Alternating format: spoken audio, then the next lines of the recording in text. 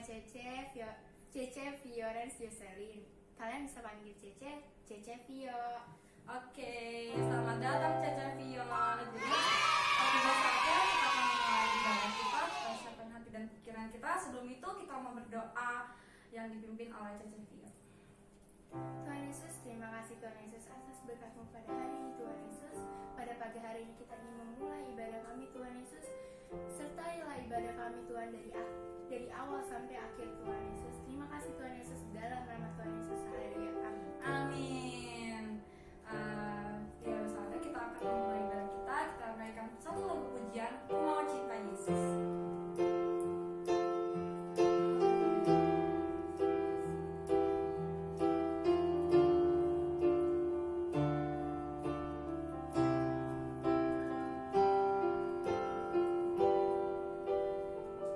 Cinta Yesus selamanya.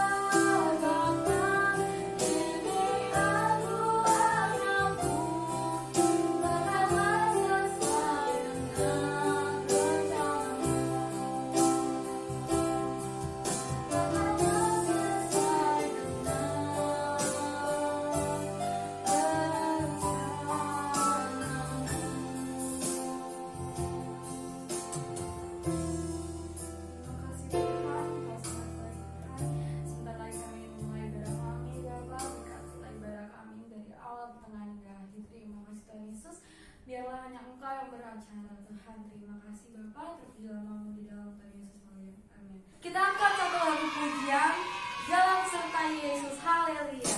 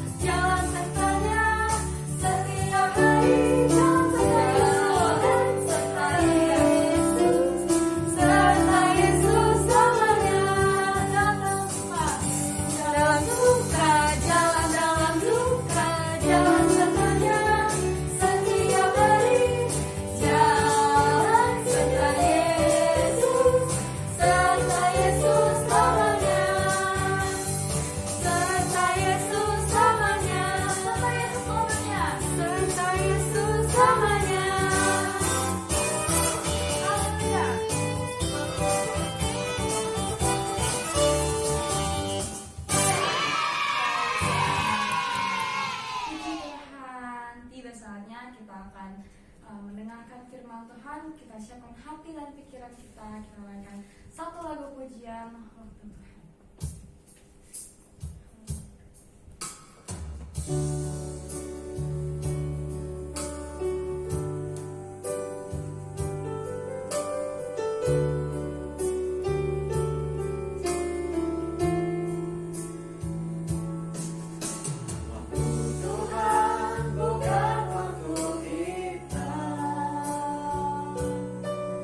Jangan sesali keadaan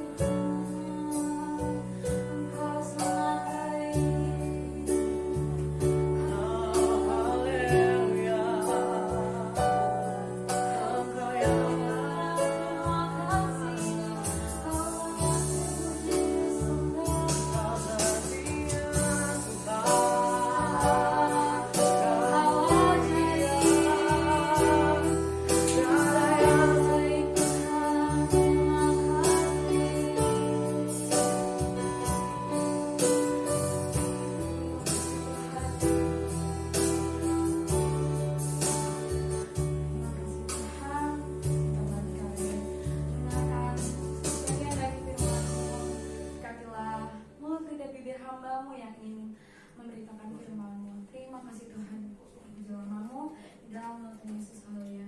Amin. Yemima adalah seorang gadis yang akan pergi melanjutkan studinya di luar kota, meninggalkan keluarganya. Tetapi pada suatu hari, Yemima tidak memiliki banyak uang lagi dan tidak memiliki beras. Yang ada hanyalah uang 5.000 rupiah.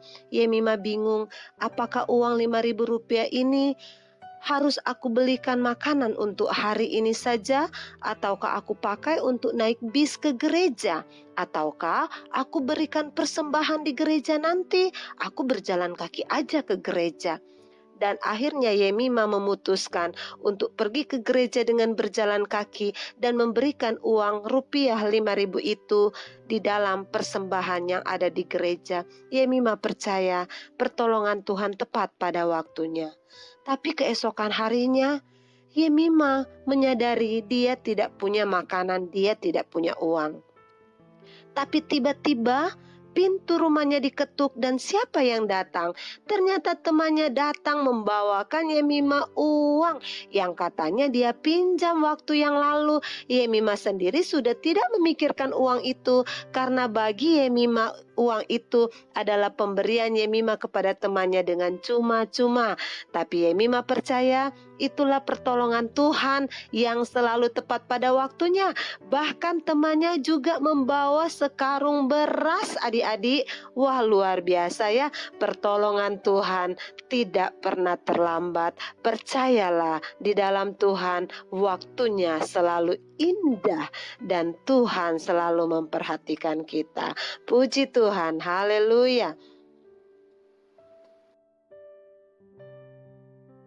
Dalam Alkitab, Yohanes 9 ayat 1 sampai ayatnya yang ke-41, adik-adik, di sana juga menceritakan bagaimana pertolongan Tuhan selalu tepat pada waktunya.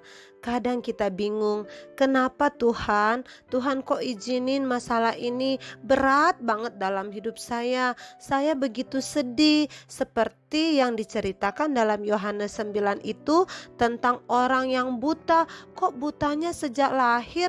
Tega amat Tuhan, kok lahirnya matanya buta, bayinya gak bisa melihat, kan sedih banget. Tetapi ternyata Tuhan punya waktu yang luar biasa buat bayi ini. Setelah dia dewasa nanti, ternyata melalui matanya yang buta, nama Tuhan Yesus akan dipermuliakan. Banyak orang akan percaya bahwa Yesus adalah Tuhan penyelamat, juru selamat kita. Tetap percaya adik-adik ya. Yuk kita simak ceritanya.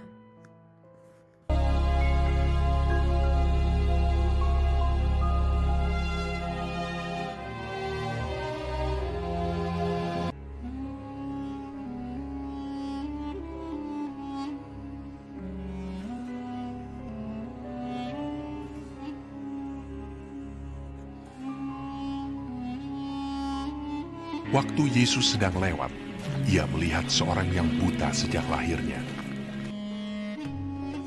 Murid-muridnya bertanya kepadanya, Rabi, siapakah yang berbuat dosa? Orang ini sendiri atau orang tuanya, sehingga ia dilahirkan buta? Jawab Yesus, bukan dia, dan bukan juga orang tuanya.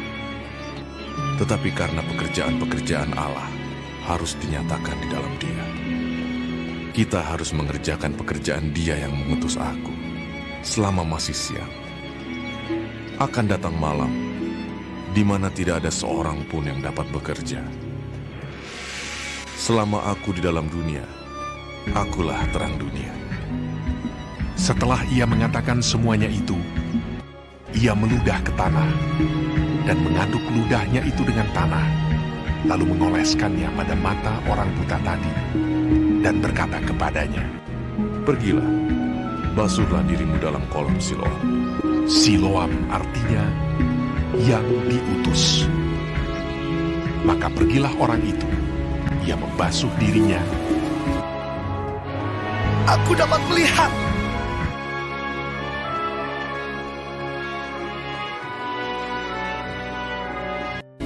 kembali dengan matanya sudah melek. Tetapi tetangga-tetangganya dan mereka yang dahulu mengenalnya sebagai pengemis berkata, Bukankah dia ini yang selalu mengemis?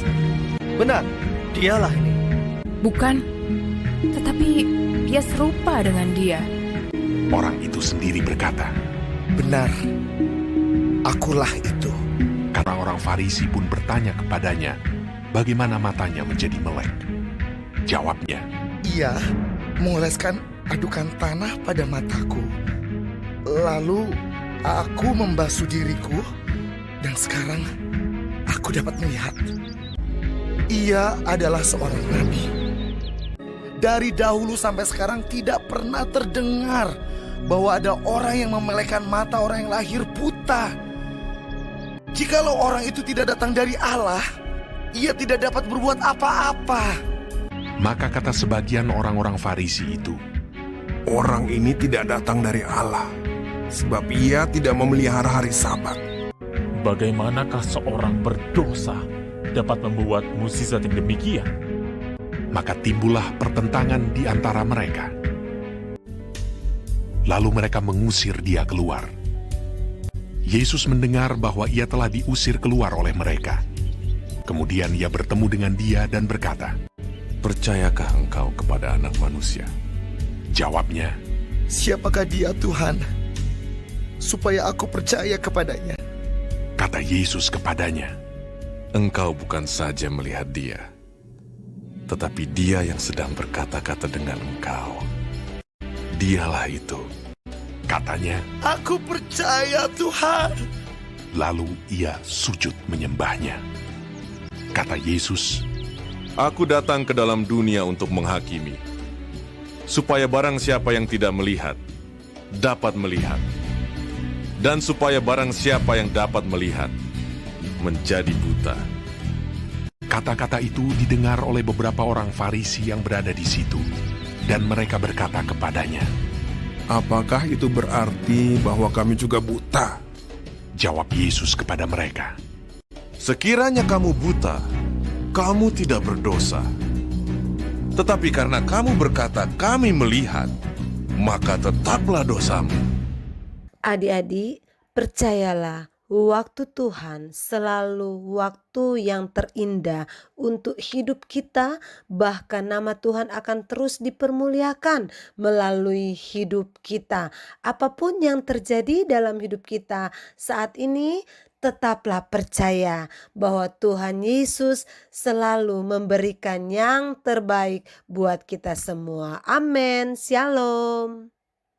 Ayat hafalan minggu ini Tante Nola ambil dalam Pengkhotbah 3 ayat 11a untuk adik-adik usia 3 sampai 7 tahun. Bunyinya seperti ini firman Tuhan ayat hafalannya. Ia membuat segala sesuatu indah pada waktunya. Pengkhotbah 3 ayat 11. Sekali lagi Tante Nola ulang ya. Pengkhotbah 3 ayat 11a. Ia membuat segala sesuatu indah pada waktunya. Dan untuk adik-adik usia 8 sampai 12 tahun, sama juga masih dalam Pengkhotbah 3 ayat 11a. Ia membuat segala sesuatu indah pada waktunya, bahkan ia memberikan kekekalan dalam hati mereka. Sekali lagi ya, Pengkhotbah 3 ayat 11a. Ia membuat segala sesuatu indah pada waktunya, bahkan ia memberikan kekekalan dalam hatinya. Oke, selamat menghafal ya. Mari kita berdoa, kita lipat tangannya dan tutup matanya. Tuhan Yesus yang baik, kami bersyukur karena Tuhan begitu baik dalam kehidupan kami. Hari ini kami boleh mengikuti Victory Kids dan kami mengerti bahwa selama kami masih hidup di dalam dunia ini, semua ada waktunya Tuhan, dan waktu Tuhan adalah waktu yang terbaik. Ajar kami menghargai setiap waktu yang Tuhan berikan dalam hidup kami, sehingga hari lepas hari kami semakin mengasihi Tuhan Yesus. Terima kasih Tuhan, terima kasih. Tuhan Yesus, tolong Papa, Mama, orang tua kami, semua kakak-kakak, adik kami, seluruh keluarga kami, sehingga kami tetap ada dalam hadirat Tuhan, mengasihi Tuhan sungguh-sungguh. Kami mempergunakan waktu yang Tuhan berikan dengan segenap hati kami, hanya untuk hormat, kemuliaan nama Tuhan saja. Terima kasih Tuhan Yesus, kami sudah berdoa dan mengucap syukur. Haleluya. Amin. Amin. Puji Tuhan. Hafalan di minggu ini, pastinya setiap kita punya peluang yang kirim ayat hafalan. Dan kita langsung saja. Ya, mulai. Wow, siapa ya? Ternyata yang menang minggu ini adalah Devlin. Selamat buat Devlin. Devlin pemenang ayat hafalan di minggu ini. Tetap semangat semua kita, rajin hafal ayat hafalan. Tuhan Yesus memberkati. Amsal 1 ayat 7. Takut akan Tuhan adalah permulaan pengetahuan, tetapi orang bodoh menghina hikmat dan didikan.